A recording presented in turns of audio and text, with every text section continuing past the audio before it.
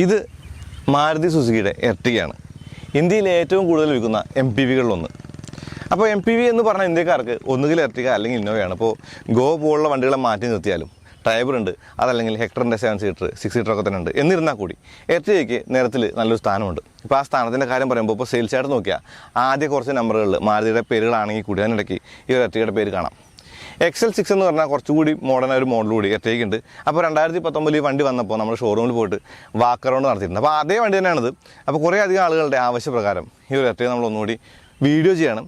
ഞാൻ രാകേഷ് നാരായണൻ, വണ്ടിപ്രാന്തൻ്റെ പുതിയ വീട്ടിലേക്ക് എല്ലാവർക്കും സ്വാഗതം. അപ്പോൾ ഈ ഒരു വണ്ടിയെക്കുറിച്ച് പറയുമ്പോൾ ഇത് അന്ന് 2019 നമ്മൾ വാക്ക് അറൗണ്ട് നടത്തി. ഇപ്പോൾ ഈ ഒരു 2022 നിൽക്കുമ്പോൾ ഇത് ഏകദേശം 63,000 കിലോമീറ്റർ ഓടിയിട്ടുണ്ട്. അപ്പോൾ അത്യാവശ്യം നന്നായി ഓടിയിട്ടുള്ള വണ്ടി കൂടിയാണിത്.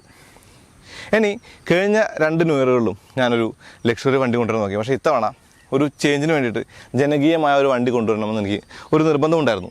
അതുകൊണ്ട് തന്നെയാണ് നമ്മൾ എർട്ടിഗ തേടിപ്പോയതും എർട്ടിഗ എടുത്ത് വന്നിട്ടുള്ളതും. അപ്പോൾ നമുക്ക് എന്തായാലും എർട്ടിഗയുടെ ചില കൗതുകങ്ങൾ നോക്കാം. ഒരു പരിചയപ്പെടുത്തലിൻ്റെയോ അല്ലെങ്കിൽ ഒരു എൻ്റെ റിവ്യൂവിൻ്റെ ആവശ്യമില്ലല്ലോ. കാരണം എർട്ടിഗ ഒരു പുതിയ വണ്ടിയല്ല, ഒരുപാട് പേർക്ക് അറിയാവുന്ന വണ്ടിയാണ്, നേരത്തിൽ ഒരുപാടുള്ള വണ്ടിയാണ്. എന്തായാലും നമുക്ക് ചില കൗതുകങ്ങൾ ഊന്നിക്കൊണ്ടൊരു വീഡിയോ ചെയ്യാം. സ്വാഗതം. അപ്പോൾ ആദ്യം ഞാൻ ഈ വണ്ടിയെ ചുറ്റി നടന്ന് അല്ലെങ്കിൽ അകത്ത് കയറി എൻ്റെ കൗതുകങ്ങളെക്കുറിച്ച് പറയാം. അതിനുശേഷം നമുക്ക് റോട്ടിലേക്ക് എടുത്ത് ഓടിക്കാം. ഈ ഒരു എർട്ടിഗ ജനകീയമാകാനുള്ള മറ്റൊരു കാരണം എന്ന് പറയുന്നത് ഇതിൻ്റെ വിലയാണ്. ഇപ്പോൾ 7,90,000 തുടങ്ങിയിട്ട് 10,60,000 അവസാനിക്കുന്ന ആ ഒരു വിവിധ വകഭേദങ്ങളുടെ വില എന്ന് പറയുന്നത് എക്സ്ഷോറൂമാണ്. എന്നിരുന്നാൽ കൂടി ഇതിൻ്റെ മിഡ് വേരിയൻ്റ് ഒക്കെ 10 ലക്ഷം താഴെ കിട്ടുമെന്നുള്ളത് ഈ ഒരു വണ്ടിയെ തികച്ചും വാല്യൂ ഫോർ മണി ആക്കുന്നുണ്ട്. അതായത് 7 സീറ്റുകളുണ്ട്, നന്നായി ഓടിക്കാവുന്ന ഒരു എൻജിൻ ഗിയർ ബോക്സ് കോമ്പിനേഷനാണ്. അതൊക്കെ കൊണ്ട് തന്നെ അത്യാവശ്യം നന്നായി തന്നെ വിറ്റ് പോകുന്നൊരു വണ്ടി കൂടിയാണ് എർട്ടിഗ. ഇപ്പോൾ ഈ ഒരു വണ്ടിക്ക് ഒരുപാട് ആക്സറീസ് ഉണ്ട്. അപ്പോൾ ആക്സറീസിലൊന്നും കിടക്കുന്നില്ല. എന്തായാലും എല്ലാവർക്കും വണ്ടിപ്രാന്തൻ്റെ പുതുവത്സരാശംസകൾ. എർട്ടിഗയുടെ കൗതുകങ്ങളിലേക്ക് കിടക്കുന്നതിന് മുന്നേ എൻജിനെ കുറിച്ച് പറയണം. ഇന്ത്യയിലെ 10 ലക്ഷം താഴെ കിട്ടുന്ന അല്ലെങ്കിൽ 11 ലക്ഷം താഴെ കിട്ടുന്ന എക്സ്ഷോറൂം പ്രൈസ് കിട്ടുന്ന വണ്ടികളിലെ ഏറ്റവും മികച്ച എൻജിൻ എന്ന് പറയാവുന്ന K സീരീസ് 4 സിലിണ്ടർ 1.5 ആണ് എർട്ടിഗയുള്ളത്. 103 PS പവറും ഏകദേശം, അതായത് 77 കിലോവാട്ടാണ്. കൂടാതെ 139 Nm ടോർക്കുമുള്ള ഒരു എൻജിൻ എന്ന് പറയുന്നത് നല്ല ഡ്രൈവബിളാണ്. കൂടാതെ ഈ ഒരു എർട്ടിഗയ്ക്ക് ഒരു സ്മാർട്ട് ഹൈബ്രിഡ് ടെക്നോളജി കൂടി ഉണ്ട്. ഒരു മോട്ടോർ വെച്ചിട്ട് ഇനീഷ്യലി വണ്ടി എടുക്കുമ്പോൾ ഒരു ടോർക്ക് അസിസ്റ്റൊക്കെ കൊടുത്തിട്ട് സപ്പോർട്ട് ചെയ്തിട്ട് അങ്ങനെ വലിച്ചു കയറി പോകാനുള്ളൊരു പവറും കാര്യങ്ങളൊക്കെ തന്നെ ഈ വണ്ടിക്കുണ്ട്. അതായത് 7 പേര് യാത്ര ചെയ്യുന്ന വണ്ടിയാണ്, അതൊക്കെ തന്നെ വേണം. ഇനി പറയുന്നൊരു കാര്യം, ഇപ്പോൾ ഡീസൽ എഞ്ചിനുകൾ മാരുതി കംപ്ലീറ്റ് ആയിട്ട് ഒഴിവാക്കി. അതുകൊണ്ട് തന്നെ ആ ഒരു 1.3 ഫിയറ്റിൻ്റെ മൾട്ടിജെറ്റ് നമ്മൾ മിസ് ചെയ്യുന്നുണ്ട്. ഒരു MPVക്ക് ഒരു ഡീസൽ എഞ്ചിൻ അത് അത്യാവശ്യമായ ഒരു കാര്യമായിരുന്നു എന്ന് വേണമെങ്കിൽ പറയാം. ഈ ഒരു മാരുതി എർട്ടിഗയുടെ കൗതുകങ്ങളിലേക്ക് കിടന്നാൽ മറ്റ് വണ്ടികൾ കാണാത്ത ചില കാര്യങ്ങൾ എർട്ടിഗയിൽ കാണാം. ഉദാഹരണത്തിന് ഈ സ്റ്റിയറിങ്ങിൻ്റെ മുകളിൽ വുഡൻ ഇൻസേർട്ട് പ്രീമിയം കാറുകൾക്ക് തുല്യമായൊരു സംഗതിയാണിത്. ഫേക്കാണിത്. എന്നിരുന്നാൽ കൂടി കാഴ്ചയ്ക്ക് ഭംഗിയും കാണാനായിട്ട് ഒരു കൗതുകവും പിടിക്കാനൊരു സുഖമൊക്കെ തന്നെ ഉണ്ട്. ഇപ്പോൾ മോൾഭാഗം ലെതർ റാപ്ഡ് ആണെങ്കിൽ താഴെ ഒരു വുഡൻ ഇൻസേർട്ട് കാണാം. ഇനി മാരുതി സുസുക്കിയുടെ വണ്ടികൾ കാണുന്ന ആ ഒരു ഫോൺ കൺട്രോൾസൊക്കെ തന്നെ സ്റ്റിയറിങ്ങിൻ്റെ ഈ ഇടതുവശത്ത് ഇങ്ങോട്ട് തള്ളി നിൽക്കുന്ന പോലെയാണ്. അപ്പോൾ ഈ ഒരു വണ്ടിക്ക് റൂഫ് AC കൂടി ഉണ്ട്. കൂടാതെ ആ ഒരു വുഡൻ ഇൻസേർട്ട് കംപ്ലീറ്റ് വണ്ടിക്കകത്തും കാണാം. അതായത് ഡാഷ്ബോർഡിലുണ്ട്, സ്റ്റിയറിങ്ങിലുണ്ട്, ആ പവറിൻ്റെ സ്വിച്ചുകൾ നിൽക്കുന്നത് ആ ഒരു വുഡൻ ഇൻസേർട്ടിലാണ്. ഇനി സ്മാർട്ട് ഹൈബ്രിഡാണെന്ന് ഞാൻ പറഞ്ഞു. അതിൻ്റെ ഒരു ഇൻഡിക്കേഷൻ ഈ ഒരു മീറ്റർ കൺസോളിൽ കാണാമെന്നുള്ളതും ഒരു കൗതുകമായിട്ട് പറയാം. ഓട്ടോ AC, അതായത് ക്ലൈമട്രോണിക് AC ആണ്. ആ ഒരു കൺട്രോൾ സ്വിച്ചുകളൊക്കെ തന്നെ നല്ല ഫീഡ്ബാക്കും തരുന്ന സ്വിച്ചുകളാണ്. അതായത് ഒരിത്തിരി സോഫ്റ്റാണ്, പക്ഷേ ആ ഒരു ക്ലിക്ക് ഫീൽ ഉണ്ട് എന്നുള്ളതാണ്. കൂടാതെ ACയുടെ ഡിസ്പ്ലേ എന്ന് പറയുന്നത് അത്യാവശ്യം നല്ല ഒരു ഡിസ്പ്ലേ ആണ്, ഒരു പഴയ കാലത്തെ ഫോണാണെങ്കിൽ കൂടി. പിന്നെ ഈ ഒരു ഫാൻ്റെയും ടെമ്പറേച്ചർ ബട്ടൺസൊക്കെ തന്നെ പിടിച്ച് തിരിക്കാനൊക്കെ ശരിക്കും ഒരു കൗതുകം തോന്നുന്നുണ്ട്. പക്ഷേ ഒരു ഇത്തിരി ഫ്ലിംസിയാണ് എന്നുള്ളത് പറയേണ്ടതുണ്ട്. ഇനി ഒരു ഡെമ്മിയെക്കുറിച്ച് പറയാം. അതായത് ഹസാർഡ് ലൈറ്റിൻ്റെ വലതുവശത്ത് ഒരു ഡെമ്മിയുണ്ട്. ഈ ഡെമ്മി ഒഴിവാക്കിയിട്ട് എന്തുകൊണ്ടോ ഹസാർഡ് ലൈറ്റ് നടുവിൽ വെച്ചില്ല എന്നുള്ളൊരു സംശയമായി തന്നെ തുടരുകയാണ്.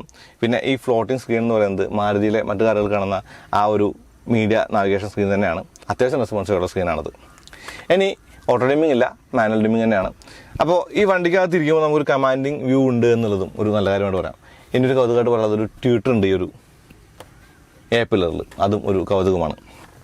അപ്പോൾ MPV എന്ന നിലയ്ക്ക് അത്യാവശ്യം ക്രിയേച്ചർ കംഫർട്ടൊക്കെ ഉള്ളൊരു വണ്ടി തന്നെയാണ് ഈ ഒരു എർട്ടിഗ. ഇപ്പോൾ ഈ സീറ്റ് കവറൊക്കെ തന്നെ എക്സസൈസാണ്. അത് മാത്രമല്ല ഈ 63,000 കിലോമീറ്റർ ഓടിയ സ്ഥിതിക്ക് അതിൻ്റേതായിട്ടുള്ള കുറച്ച് വേറെ ടയറൊക്കെ വണ്ടിക്കകത്ത് കാണുന്നുണ്ട്. ആ ഒരു കപ്പ് ഹോൾഡറിന് കൂളിംഗ് കൂടി ഉണ്ട് എന്നുള്ളതാണ് കേട്ടോ. ആ ഒരു മീറ്റർ കൺസോൾ പറഞ്ഞ ആ ഒരു സ്മാർട്ട് ഹൈബ്രിഡിൻ്റെ ആ ഒരു ആനിമേഷൻ അത് ഡ്രൈവർക്ക് ഈ വണ്ടി എങ്ങനെ പ്രവർത്തിക്കുന്നതെന്ന് മനസ്സിലാക്കാനാണെങ്കിൽ പുറത്തുനിന്ന് കാണുന്ന ആളുകൾക്ക് ഈ ഒരു എർട്ടിഗ എന്ന് പറയുന്നത് സ്മാർട്ട് ഹൈബ്രിഡ് ആണെന്ന് മനസ്സിലാക്കാനായിട്ട് മാരുതി ഒരു ലോഗോ കൂടി കൊടുത്തിട്ടുണ്ട്. സ്മാർട്ട് ഹൈബ്രിഡിൻ്റെ ബ്ലൂ ആണത്. അപ്പോൾ ലോഗോകളുടെ കാര്യം പറയുമ്പോൾ അതിപ്രസരമൊന്നുമില്ല, അതായത് ലോഗോ ഒരുപാടൊന്നുമില്ല. ഈ ഒരു ലോഗോയും എർട്ടിഗ അല്ലെങ്കിൽ S എന്നുള്ള സുസുക്കിയുടെ ലോഗോയും മാത്രമേ ഉള്ളൂ. വേരിയൻറ്റ് ബാഡ്ജിങ് ഇല്ല. ഇപ്പോൾ അരീന വഴി വിൽക്കുന്ന വണ്ടിയാണ്. അപ്പോൾ LXi, VXi, ZXi ആ ഒരു വേരിയൻറ്റ് ബാഡ്ജിങ് ആണ് വരേണ്ടത്, പക്ഷേ ബാഡ്ജിങ് ഇല്ല. ഇനി വോൾവോ ഇഷായിട്ടുള്ള ഒരു ടെയിൽ ലാമ്പ് കൂടിയാണ് ഈ ഒരു എർട്ടിഗയ്ക്കുള്ളത്. അത് ഫെൻഡറിലേക്ക് കയറി നിൽക്കുന്ന പോലെ തന്നെയാണ്. കൂടാതെ ചെറിയൊരു പിയാനോ ബ്ലാക്ക് ഫിനിഷ് ഉണ്ടോ. അപ്പോൾ മൈന്യൂട്ട് ഡീറ്റെയിലിംഗ് ഒരുപാടുണ്ട് എർട്ടിഗയ്ക്കകത്ത്. പിന്നിൽ കാണുന്ന കൗതുകങ്ങളിൽ മറ്റൊന്നെന്ന് പറയുന്നത് ഈ ഒരു ഫ്ലോട്ടിംഗ് റൂഫ് എന്ന് പറയുന്ന ഗ്ലാസ് ഡിസൈനാണ്.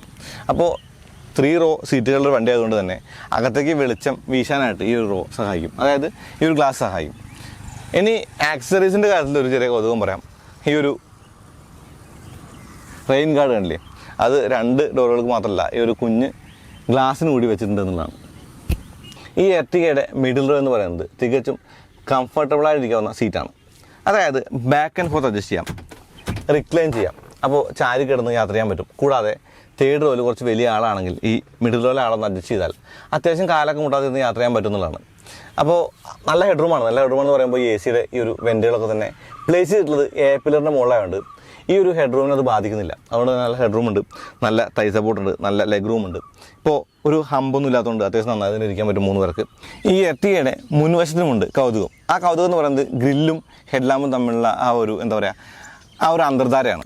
അതായത് ഈ ഒരു ക്രോം ബാർ ഉണ്ടോ, ഈ ക്രോം ബാർ അവസാനിക്കുന്നത് ഹെഡ്ലാമ്പിനകത്തുകൂടെയാണ്. മാത്രമല്ല താഴെയുള്ള ക്രോം ബാറും ഹെഡ്ലാമ്പിനകത്ത് കയറുന്നുണ്ട്. അതായത് ഇവിടെ വരെ ക്രോം ആണെങ്കിൽ അകത്ത് കയറിയിട്ടാണ് ബാക്കിയുള്ള ക്രോം അങ്ങ് അവസാനിച്ച് പോകുന്നത്. പുതുതലമുറ മാരുതികൾക്ക് LED ആണ് ലൈറ്റെങ്കിൽ ഇത് 2019 ആയതുകൊണ്ട് തന്നെ ഇത് സാധാ പ്രൊജക്ടറാണ്.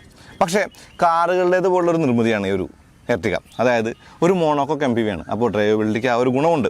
മാത്രമല്ല കാണാൻ മനോഹരമായ ഒരു മുൻവശമുള്ള ഒരു MPV കൂടിയാണ് ഈ ഒരു എർട്ടിഗ എന്നുള്ളത് നിസ്സംശയം പറയാൻ പറ്റും. ക്രോമിനൊക്കെ നല്ല പങ്കുണ്ടതിന്. ഈ ഒരു സ്കർട്ടിങ് ആക്സറി ആണെങ്കിലും ഈ ഒരു സ്കർട്ടിങ് ഈ വണ്ടിക്ക് ഒരു ആഢ്യത്വം കൊടുക്കുന്നില്ലെങ്കിൽ ഒരു അലങ്കാരമാണ് എന്നുള്ളത് എടുത്ത് പറയേണ്ട കാര്യമാണ്. ഇനി എർട്ടിഗയുടെ എനിക്ക് ഇഷ്ടപ്പെട്ട മറ്റൊരു കാര്യം എന്ന് പറയുന്നത് ഈ ഒരു അലോയ് വീൽ ഡിസൈനാണ്. കൂടാതെ വലുതായി തുറക്കുന്ന ഡോറുകൾ കൂടി എർട്ടിഗയുടെ പ്രത്യേകതയായിട്ട് പറയാം. ഈ 3rd റോ എന്ന് പറയുന്നത് ഇപ്പോൾ ഞാൻ സീറ്റ് കണ്ട് മടക്കിയിട്ട് കാണാൻ വേണ്ടിയിട്ട് ഇപ്പോൾ 3rd റോയിൽ ഇരിക്കുന്നത് വെർട്ടിക്കലായിട്ടാണെന്ന് തോന്നും. പക്ഷേ നമുക്ക് ഈ സീറ്റ് റിക്ലൈൻ ചെയ്യാം. റിക്ലൈൻ ചെയ്യാനായിട്ട് ഇവിടെ ഒരു അപ്പോൾ റിക്ലൈൻ ചെയ്ത് കഴിയുമ്പോൾ നമുക്കിങ്ങനെ അത്യാവശ്യം വിസ്തരിച്ചിരിക്കാം. അഡ്ജസ്റ്റ് ചെയ്യാവുന്ന ഹെഡ് റെസ്റ്റ് കൂടിയാണ് അല്ലേ. അപ്പോൾ നന്നായി ഇരുന്ന് യാത്ര ചെയ്യാവുന്നൊരു 3rd റോ എന്ന് പറയാം. ഇപ്പോൾ നടുവിൽ റോയിലെ ആൾ കുറച്ച് കൈൻഡ് ആണെങ്കിൽ, അല്ലെങ്കിൽ നമ്മളെ കുറച്ച് കെയർ ചെയ്യുന്ന ആളാണെങ്കിൽ, അതായത് പുള്ളിയുടെ ഒരു ലെഗ് റൂം കളഞ്ഞാലേ നമുക്ക് നമ്മുടെ ഒരു ലെഗ് റൂം കിട്ടും. തൈ സപ്പോർട്ട് തീരെ കുറവാണ്, ഏതൊരു വണ്ടിയുടെ 3rd റോ പോലെ തന്നെയാണ്. പക്ഷേ നല്ല ഹെഡ് റൂം ഉണ്ട്. ഇനി ഉടൻ ഇൻസൈഡ് മുൻ 2 ഡോറുകളിലെ പോലെ ഈ ഒരു വശത്തായിട്ടും കാണാം ഒരു കപ്പ് ഹോളുണ്ട്. കൂടാതെ 12 വോൾട്ട് സോക്കറ്റ് കൂടിയുണ്ട്. ഇപ്പോൾ 12 വോൾട്ട് സോക്കറ്റ് എന്ന് പറയുന്നത് 3 എണ്ണം കാണാം. ഒന്ന് മുന്നിൽ, ഒന്ന് നടുവിൽ, ഒന്ന് പിന്നിലായിട്ട് കാണാം. നല്ല വെളിച്ചമുണ്ട് കേട്ടോ ഇൻറ്റീരിയറിൻ്റെ കാര്യം പറയുമ്പോൾ. അതായത് ലൈറ്റ് കളർ തീമാണ്. നല്ല ഹെഡ് റൂമും നല്ല ഒരു ഇരിക്കാവുന്ന ഒരു സ്പേസും എന്ന് ഈ ഒരു 3rd റോ പറയാം. എന്തായാലും കുട്ടികൾക്കാണ്, പക്ഷേ കുറച്ച് വലിയ ആളുകൾക്കും പറ്റും. ഇനി ഈ മുന്നിലെ സീറ്റുകളുടെ ആ ഒരു റിക്ലൈൻ ആംഗിൾ നമുക്ക് പിന്നിലിരുന്നുകൊണ്ട് അഡ്ജസ്റ്റ് ചെയ്യാം. അപ്പോൾ മുന്നിലിരിക്കുന്ന ആൾ നമ്മുടെ സുഹൃത്താണെങ്കിൽ നമുക്ക് ചെറുതായിട്ടൊക്കെ ഒന്ന് ശല്യപ്പെടുത്താനൊക്കെ അത് വെച്ച് പറ്റും, സുഹൃത്താണെങ്കിലും ശത്രുവാണെങ്കിലും. ആ 3 സീറ്റുകളുടെയും മേന്മ തീരുന്നത് ഇവിടെയാണ്. അതായത് 3 സീറ്റുകളും പൊക്കി വെച്ചാൽ അത്യാവശ്യം യൂസബിൾ ആയിട്ടുള്ളൊരു ബൂട്ട് സ്പേസേ ഉള്ളൂ എന്നുള്ളതാണ്. ഈ ഒരു പാഡൊക്കെ പൊക്കി അത്യാവശ്യം സ്റ്റോറേജ് സ്പേസ് കാണാം. അതായത് ഈ ഒരു എർട്ടിഗയുടെ സ്പെയർ വീല് താഴെയാണല്ലോ. ഞാൻ നേരത്തെ പറഞ്ഞൊരു കാര്യമുണ്ട്, ന്യൂ ഇയർ ആയിട്ട് ഒരു ലക്ഷറി വണ്ടി നോക്കണം എന്ന് വിചാരിച്ചില്ല എന്നുള്ളത് കാര്യമായിട്ട് പറയാണ്. കാരണം കഴിഞ്ഞ തവണ നമ്മൾ GLE ആണ് ഓടിച്ചത്. അതിന് മുന്നേ നമ്മളൊരു ലക്ഷറി വണ്ടിക്ക് വേണ്ടി അലഞ്ഞായിരുന്നു. അപ്പോൾ എനിക്ക് തോന്നി ജനകീയമായൊരു വണ്ടികൾ വേണം, ജനകീയമായൊരു ചാനലിൻ്റെ ഒരു ന്യൂ ഇയർ തുടങ്ങാമെന്നുള്ളത്. അതുകൊണ്ട് തന്നെയാണ് ഞാൻ ഈ ഒരു എർട്ടിഗ തപ്പി പിടിച്ച് കൊണ്ടുവന്നു. അപ്പോൾ 103 PSO അതായത് 70 കിലോ വാട്ടാണ്. കൂടാതെ 139 Nm ടോർക്കുള്ള ഈ ഒരു വണ്ടി എന്ന് പറയുന്നത് അത്യാവശ്യം നല്ല ഡ്രൈവബിളാണ്. അതിന് 1-2 കാര്യങ്ങൾക്ക് ക്രെഡിറ്റ് ഉണ്ട്. അതിലൊന്നെന്ന് പറയുന്നത് ഈ ഒരു സ്മാർട്ട് ഹൈബ്രിഡാണ്. അതായത് ആ ഒരു മോട്ടറും ബാറ്ററിയും കൂടി ചേർന്നിട്ടുള്ള ആ ഒരു സംഭവം, അതായത് ആ ഒരു മിഡിലേക്ക് കാണാം അതിൻ്റെ വർക്കിംഗ് എന്താണുള്ളത്. അപ്പോൾ എർട്ടിഗ ഏകദേശം എനിക്ക് തോന്നുന്നു 63,000 മുകളിൽ കിലോമീറ്റർ ആയിട്ട്.